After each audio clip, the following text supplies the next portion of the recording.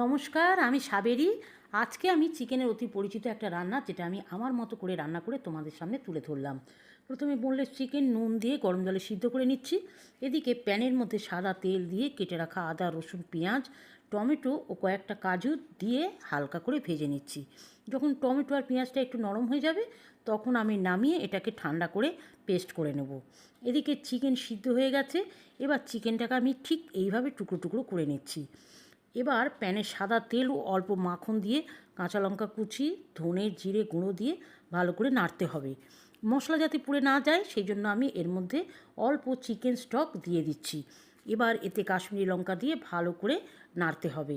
যখন মশলা একটু ভাজা ভাজা হয়ে যাবে, তখন বেটে রাখা মশলা দিয়ে ভালো করে নাড়তে হবে।